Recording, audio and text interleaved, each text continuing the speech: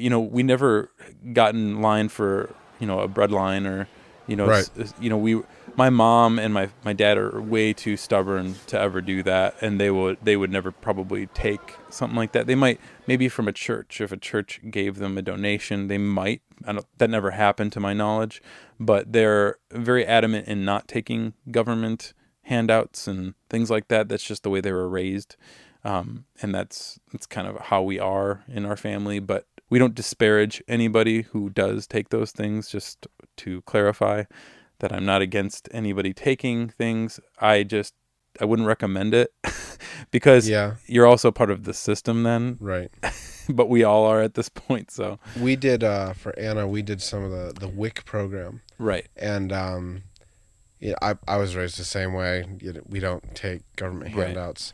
But for my parents, actually, half of my senior year, they reached a point where they had to. They had no money. They Right. had, in order to feed us, they had to. And there was a point there with Anna where, in order to get things like milk and cheese financially, I had to take it. So Sure. I guess at that point it becomes like Yeah. a humility And thing again, of I have to feed my family. I'm not against anybody doing it, and I've never got, the Lord's blessed us enough to just barely make it, so that we never had to. But I wouldn't recommend it for numerous reasons, not just for pride's sake, but as we've talked to Paul J. Hansen. Oh yeah, Like if you take a benefit, absolutely. borrower's slave to the lender, like we've talked about. So, but that's a whole other ball game. Can of We won't worms. get into that. But anyway, so my parents could barely make it.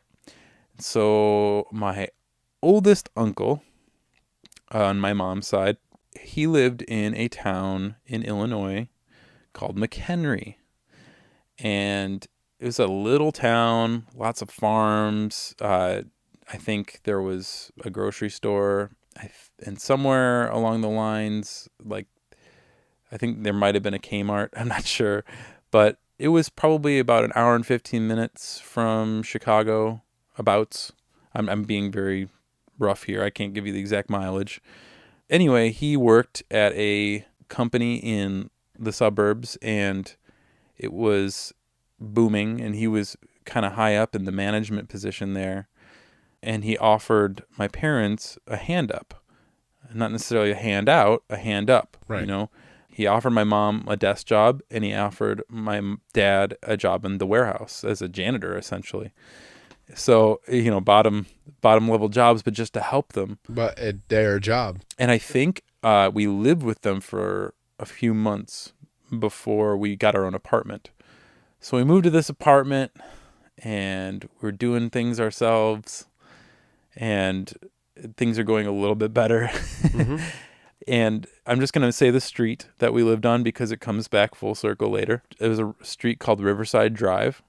My favorite bakery that I've ever been to. Best Boston cream donuts you'll ever have. McHenry, Illinois, what up? Anyway. Heard of this place. Telling a road trip.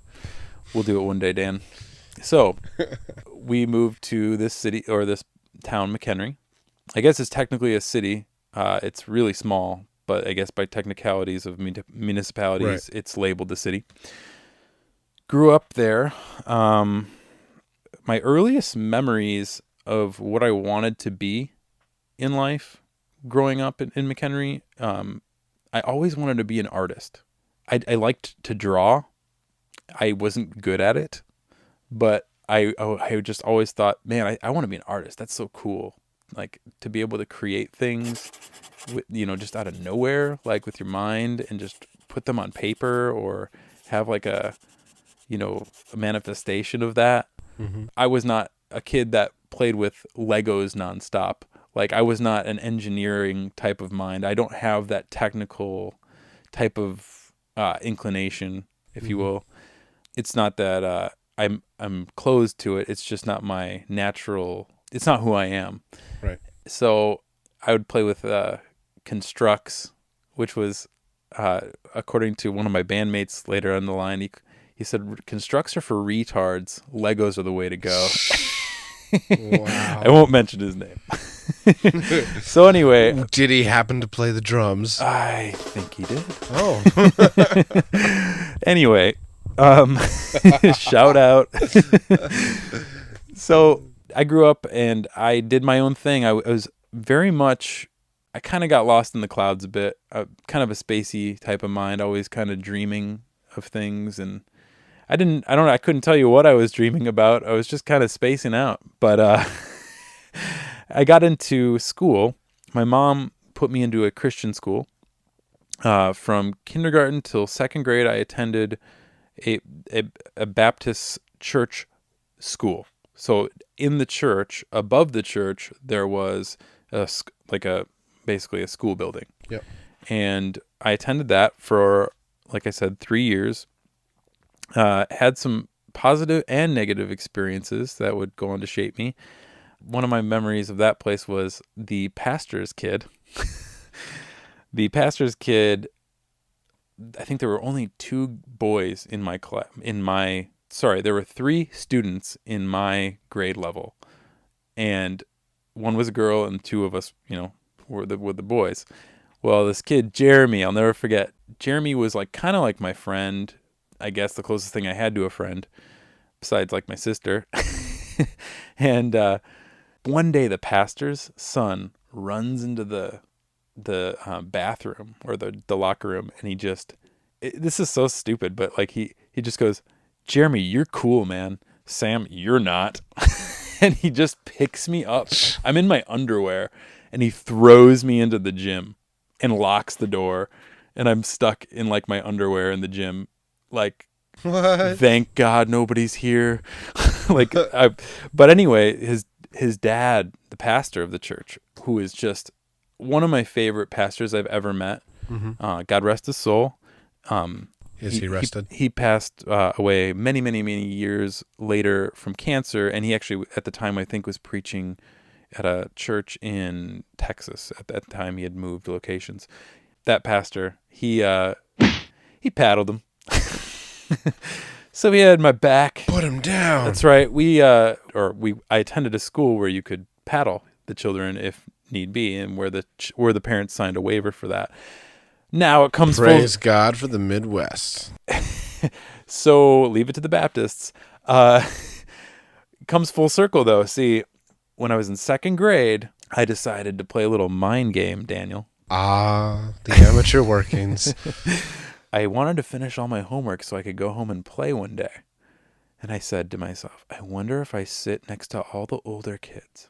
If I say, I bet you can't figure this problem out, then they'll all compete and they'll finish my homework for me without knowing they're finishing my homework. Ingenuitive for a beginner. There you go. So I tried it. It worked. They gave me all the answers. Well, wouldn't you know, I got caught. And I got paddled. Nice. So it goes full circle. Anyway, those are my silly memories of my Christian school attendance. After that, I got into public school. It was quite expensive in private school. Yes. And my parents really, for my entire life, they went paycheck to paycheck. It was not easy for them. Life has never been easy for them financially. But I will say this, they are firm believers in Christ. And I think that them not being able to have a child for, like I said, 3 miscarriages before me and 1 in between my sister and I think that really influenced the way they raised us. They really put us first. I mean, not that they wouldn't have before, but I really think that I really feel the love. That's what I'm saying. There was something there that so many other people that I knew on my block didn't have that. So we moved from that apartment to this little municipality, I think it's technically unincorporated McHenry, little town of 2,000 or something like that. It's called McCollum Lake, Illinois, and I'm just going to mention that, and I'm gonna leave it at that. So we moved to McCollum Lake, Illinois, for a little while I got into school and everything, and then when I got into public school, we moved to Johnsburg. And we moved to probably the worst neighborhood in Johnsburg. That was definitely an unincorporated area called Pistachey Highlands.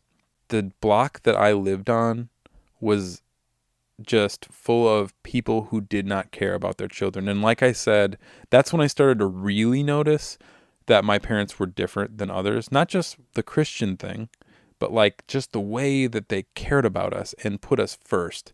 I could tell you stories and stories and stories, and I won't go into it. We all know the broken home situation. We all know about parents that are just deadbeats, and we all know how sad it is. So we won't get into that. But when we moved to Johnsburg, check this out. At that church that I was attending, the Baptist church in McHenry, there was this program called RAs and GAs. And RAs as in like resident assistant, like in college kind of thing. No. So there was this like program basically for men and women of all ages to get together and do things separately, you know, gender specific. And RAs was the dudes' night at the church. I think it was a basketball night or something. And we were playing in the gymnasium, and I met this kid. I think I'd actually met him before, but that was when I really met him for real, because my parents had been talking about him, about his family, saying that, you know, I think we're going to move on his street. Oh, cool. Like, I'm going to know somebody. I'm going to have a friend, because pretty much anybody I'd met before that in any neighborhood was not much of a friend, nor did they share the exact beliefs. There were a few people I did meet that were decent, but they're all girls. I needed a dude friend. You know what I mean? So yeah, you gotta have someone you can pal around with, kill the bugs with. You got to have a homie. Yeah. So anyway, Beat up the other little that's kid when on the block that's when I with. met Aaron, and Aaron was a huge part of the rest of my life.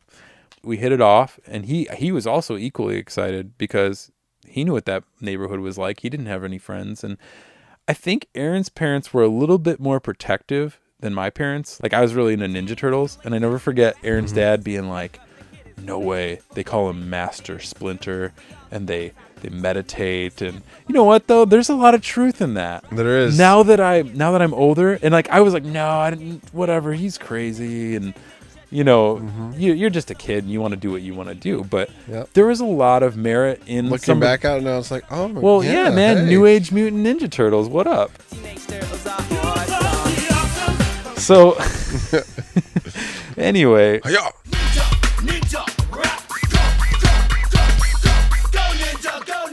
so Aaron and I grew up together in church and in the neighborhood. There was a period of time where I got into a lot of trouble, and that was when I had... Not you. Well, here's the thing. Aaron was being homeschooled, and I was going to public school. There was the difference right there. Eventually, Aaron did go to public school, but we weren't really tight at that point. I was kind of drifting, getting into junior high, etc. Although I will say, Aaron and I experienced, I believe, together, well, at least this was my first CD that I ever owned. Because, see, I used to go to this Christian camp every summer. I used to go to this Salvation Army, would sponsor this camp in Wisconsin called Camp Wonderland. Oh, boy. Yeah, anyway, not that matters, but basically it was mainly inner city kids. So if there were 100 kids on the campground, I was one of like 5 white kids. So there was my introduction into understanding different culture, and it was really good for me because it was interesting. See, I must have had a predisposition to rhythm and drums, and I loved everything that I heard. This is like late 80s, early 90s. Anything that was like rap, hip hop, whatever, I loved it. And it was so new and fresh. So that was like really the first type of music I was truly drawn to was hip hop and like kind of R&B. So that was my exposure. And as I was getting into or wanting to get into that, my parents also, even though they weren't as strict as Aaron's parents, they did not allow me to own or listen to any music that was not Christian.